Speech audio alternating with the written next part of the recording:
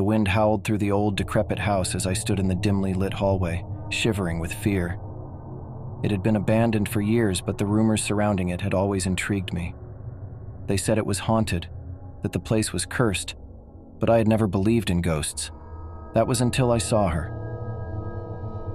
It was a cold, moonless night when I decided to explore the house, armed with nothing but a flashlight. The wooden floors creaked beneath my every step, and dust hung heavy in the air.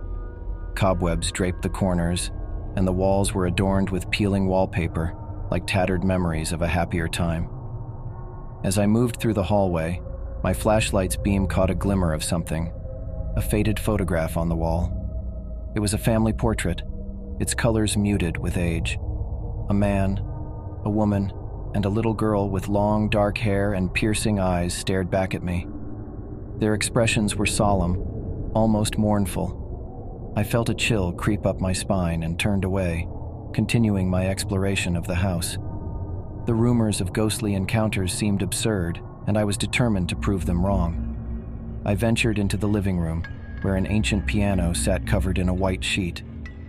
A fine layer of dust coated everything, but as I shone my flashlight around the room, I noticed something odd: the footprints of a child, leading from the piano to the window. My heart quickened, but I assured myself that someone must have visited the house recently. It was a simple explanation, one that didn't involve the supernatural.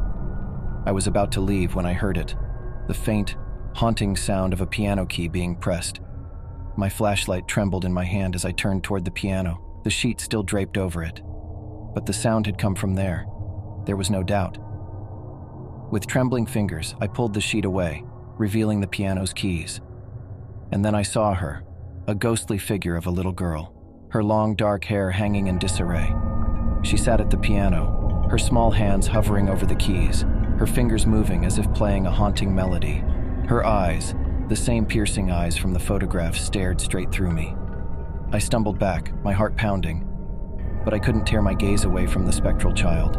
She played the piano with an eerie, melancholic beauty, her music filling the room with a sorrowful lament. It was a tune that seemed to reach deep into my soul, stirring up emotions I couldn't understand. The girl's ethereal presence was unmistakable, and terror coursed through me. I fled from the room, rushing down the hallway, but her ghostly laughter echoed in my ears as if taunting me. I reached the front door, my hand trembling as I fumbled for the handle, but it wouldn't budge. Panic surged through me, and I frantically scanned the room for an escape. That's when I saw her again, the ghostly girl, standing at the end of the hallway, her eyes locked onto mine. With every ounce of strength, I kicked at the door, finally forcing it open. I stumbled outside, gasping for breath as the night air hit my face. I turned to look back at the house, but it was shrouded in darkness, the girl's haunting music now distant.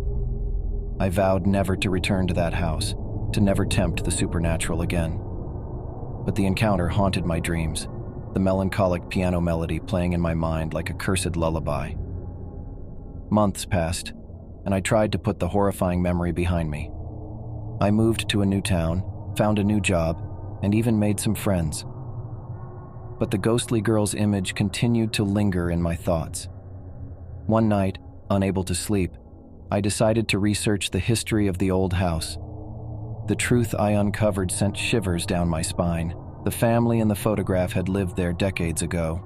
The father had been a musician, and the daughter, Lily, had been a prodigy on the piano. Tragically, both of them had died in a terrible accident, leaving the house abandoned ever since. As I closed my laptop, I heard it, the haunting melody of a piano playing in the distance. It was the same sorrowful tune from that night in the house, and I knew then that the ghostly girl had not let me go. She had followed me, her spectral presence a reminder that some horrors could not be escaped, that the line between the living and the dead was thinner than I had ever imagined.